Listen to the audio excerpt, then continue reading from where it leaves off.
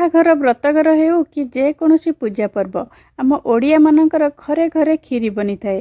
ଆଉ ସମସ୍ତଙ୍କର ବନେଇବା ଷ୍ଟାଇଲ୍ ବି ଭିନ୍ନ ଭିନ୍ନ ହୋଇଥାଏ। ମୁଁ ଆଜିର କ୍ଷୀରିକୁ ବିନା ଅମୁଲରେ ବନାଉଛି। ଆଉ ମୁଁ ଗୋଟେ ସିକ୍ରେଟ୍ ଜିନିଷ ଏଠି ୟୁଜ୍ କରୁଛି, ଯାହାଦ୍ୱାରା କି କ୍ଷୀରିର ଟେଷ୍ଟ ଆଉ ଟେକ୍ସଚର୍ ବହୁତ ହି ବଢ଼ିଆ ଆସିବ। ତ ଆପଣ ଏଠି କ୍ଷୀରିକି ଦେଖିକି ଜାଣିପାରୁଥିବେ କେତେ ବଢ଼ିଆ ଦେଖାଯାଉଛି ଆଉ ଟେଷ୍ଟ ବହୁତ ହି ବଢ଼ିଆ ଆସିବ। ତ ଆପଣ ନା ଏଇ ପ୍ରୋସେସରେ ନିଶ୍ଚୟ ଥରେ ବନେଇବେ ଆଉ ସେଥିପାଇଁ ଭିଡ଼ିଓଟିକୁ ଫୁଲ୍ ୱାଚ୍ ନିଶ୍ଚୟ କରିବେ। और रेसिपी पसंद आसले वीडियो को निश्चय गोटे लाइक शेयर और सब्सक्राइब करेंगे। नमस्कार, टेस्टी ओडिया फूड को आपण समस्त को अनेक अनेक स्वागत। खीरी बनवाई मुझे नहीं जाइए खीरी चाउल। तो खीरी चाउल मुझे 100 ग्राम नहीं। जदि आप खीरी चाउल नहीं आपण पाखे तो आप नॉर्मल अरुआ चाउल नहीं पारे, किंतु नुआ चाउल नहीं कि करेंगे। जदि खीरी चाउल नौकरी ना तार बास्ना आउ टेस्ट बहुत ही बढ़िया आसता है। तो चेष्टा करेंगे खीरी चाउल नापी। मुझे 3 मुठा चाउल नहीं माने 100 ग्राम ये चाउल अच्छी।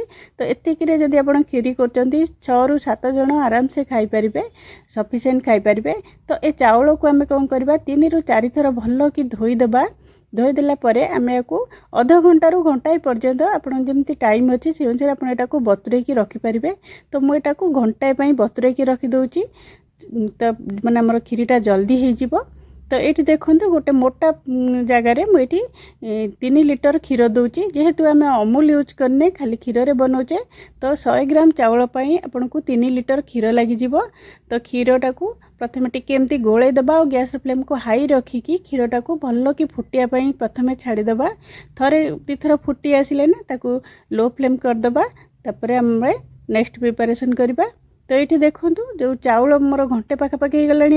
मुझे एमती गोटे छणा को छाणीदेली, जहाँद्वारा कि जो एक्सट्रा पानी गुड़ा बाहरी जापर आम कौन करवा हाथ साहाय्य से चाउलटा को एमती टिके करदेबा, जहाँद्वारा कि चाउल टिके भांगी जीवो। जेहेतु आम हांडी रे खीरी बनाऊे तो चाउल सिझापी टाइम लगे। एमती करने द्वारा जल्दी आमर खीरीटा बनीज। तो ये देखो मुझे चाउल को टिके भांगीदेली।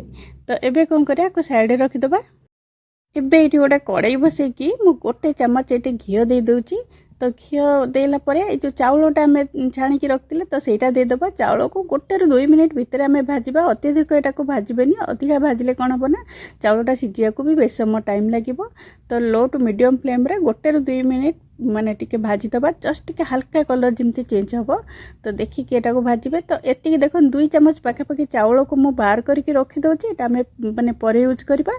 तो ये चाउल को आम कौन करवा साइड रखिदबा। एबे से कड़ाई रे कौन कली मु आउ 2 चामच पाखापाखि घी दे दूची। घी आपण हिसाब से कम बेसी ये करेंगे, बिना घीरे भी आप करेंगे। गोटे 2 ड्रप पकईकी भी यहाँ बन पारे। तो ये देखो मु काजू और पेस्ता और किसी किसमिश ये काटिकी रखी। तो काजू पेस्ता कौन कली पेस्ता बादाम को काटी देइची। तो काटिकी आम टे भाजीदबा। प्रथम लो फ्लेम रे आपको भल कि भाजीदेवे। यहाँ आपण हिसाब से आपड़ जिते क्वांटिटी चाहते पकई पारे। तो अधिका ड्राई फ्रूट्स पकाले टेस्ट खीरीर बहुत ही भल आसता है। तो काजू और आलमंडटा भाजी हो गला परे आम जाइए किसमिश पकेबा। तो ये माने न कि किसमिश अधिक पोड़ी। तो यहाँ को मु बाहर कर दूची। बाहर करके यहाँ को साइड रखिदबा। ये कड़ाई रे मुझे चीनी 2 बड़ चामच पाखापाखि चीनी दूची। चीनी की आम कारामेलाइज करवा। तो ये देखूँ तो आपको पूरा लो फ्लेम रखिए। चीनी रे टिके हल्का कलर चेंज हो आसो ना देखिपे। जस्ट टिके एमती फेण फेण हो आसो। आठू अधिका बिल्कुल करें ना क्षीर स्मेल पिता हो। तो एमती हो आसिले आम कौन करवा ये आधा कप मुझे पानी दे दूची। तो पानी देला परे ये टिके जस्ट 1 मिनिट पाखापाखि आपको टिके फुटेदेवे। फुटेदेले माने कौन हम ना से जो येटा माने मिसीज। तो मिसीगला आम 1 मिनिट फुटेला यहाँ नहीं कि क्षीर पकईदेली। जो क्षीरटा फुटुला ना लो फ्लेम रखी। तो सहीटा ये पकईदेली भल कि मिक्स करदबा। गोटे मोर वीडियो देखुन ना निश्चय मत कमेंट माध्यम जनइबे, जहाँद्वारा कि मुझे गोटे थैंक यू जनईपारि। आपण कमेंट देखले भी मत बहुत ही खुशी लगे। एबे जो भाजिकी चाउल रखी से पकईदबा। आपको भल कि गोलौथिबे। गैस फ्लेम को हाई देदेवे। हाई फ्लेम रे आपको भल कि फुटिला परे लो टू मीडियम फ्लेम रे आम आपको कुक करवा। आपण अथा घोड़ा माने ढांकुणी देकी आपको कुक करेंगे जमती कि टिके सिझा पर्यंत। तापर आम नेक्स्ट स्टेप को जीवा। आपको लो टू मीडियम रे रखिदेवे। मझे मझे गोलौथिबे। मु गोटे ग्राइंडर जार नहीं जाइए। तो ये 14 ରୁ 15ଟା पाखापाखि काजू देदेली आउ 6 ରୁ 7ଟା गुजराती देदबा। तो ये देखो जो चाउल आम भाजिक रखते ना से 2 चामच पाखापाखि। तो सहीटा ये देदबा। तो यहाँ देलापर मुझे 100 ग्राम चीनी दूची। माने जी चाउल देती मुझे एतिकी चीनी दौचे आ 2 चम्मच कारालामाइज यूज करथिली।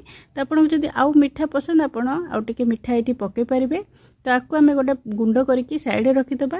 ये देखो खीरी सिझिबार पूरा 25 मिनिट मोर ये होगलानी। ये आपको डिपेंड करे चाउल आपन केते समय बतुरई से अनुसार आपको सिझापी टाइम लगे। तो ये पूरा 25 मिनिट पर मुझे देखुची ये देखिपे चाउल पूरा आमर भल कि सिझीगला। किंतु खीरीर जो टेक्सचर ना एपर्यंत यहाँ आसीनी माने चाउल और पानी पूरा अलग अलग लगुच क्षीर मान सांगे चाउल पड़ला भाया लगुच खीरी भाया बिल्कुल भी देखा जाउनी। तो ये आपन कौन करेंगे आउ 20 मिनिट पाखापाखि यहाँ को आम बसवा पड़ो। तो माने जिते बड़े आप गोलौथिबे भी ना चाउलटा सिझीगला एमती डंकी साइज टिके दाबिला भाया गोलेबे जहाँद्वारा कि आउ टिके मिसीज तो जल्दी टिके हो। तो ये आउ 20 मिनिट या बसई दूची। तो 20 मिनिट पर मुझे देखुची। तो ये देखूँ आउ 20 मिनिट होगला। ये आम खीरी पूरा टेक्सचर ये देखिए आपको पूरा माने चाउल पूरा भल कि फिटिगला। यही स्टेज मुझे जो गुंड करके रखी ना से पकईदेली। आ तेजपत्र मुझे फास्ट पकड़ा भूली जाइए। तो ये तेजपत्र दे दूची। यहाँ आउ 10 मिनिट आमर टिके फुटब जेहेतु चाउल चीनी आ काजूर पेस्ट देचे। तो यहाँ लगी जबार चान्स अच्छी। आपड़ को भल कि गोलैथे फास्ट हाई फ्लेम देदेवे तापर लो फ्लेम रे आपको आउ टिके 10 मिनिट कुक करवा। ये आउ 10 मिनिट पर मुझे देखुची देखूँ खीरीर टेक्सचर पूरा बढ़िया से आसीगला। जो काजू आ चाउलर पेस्ट दिखाई ना खीरीटा पूरा बहलिया हो आसो माने एबे जी देखा जाउची ना एटा बंद कला परे खीरी आहरी बहलिया हो। तो लास्ट को आम कौन करवा ये मिल्क मेड दबा। तो मुझे 150 ग्राम मिल्क मेड दूची। तो आपण माने ये चाहिए स्किप करेंगे किंतु तेले टेस्ट बहुत ही बढ़िया आसो। तो मिल्क मेड देला 2 ରୁ 3 मिनिट आप फुटेबे बेस समय ये बिल्कुल भी फुटेया दरकार नहीं। तापर आम ये गैस को बंद करदबा। तो ये गैस ये देखिपे खीरी आमर पूरा बनिकी रेडी है। तो आम लास्ट को कौन करा ड्राई फ्रुट्स पकईदबा मैंने बंद कला ड्राई फ्रुट्स पकेबे। जी पानिया देखा रहा आहरी पूरा बढ़िया हो। तो एतिकी यही स्टेज रे आपण गैस को बंद करदेबे। तो ये मुझे गोटे 2 पिंच पाखापाखि केसर पकई दूची। यहाँ पूरा ऑप्शनल अच्छी। तो यही प्रोसेस रे आपण निश्चय थे खीरी बन के देखूँ बहुत ही टेस्टी लगे। मोर रेसिपी जदि आपन को पसंद आसे वीडियोटी को निश्चय गोटे लाइक करेंगे आपण सांगसाथी मान मध्य शेयर भी करेंगे। और प्लीज मो चैनल को निश्चय गोटे सब्सक्राइब करेंगे। आज रही पुणी आसबि आ गोटे नुआ रेसिपी नहीं कि बाय बाय।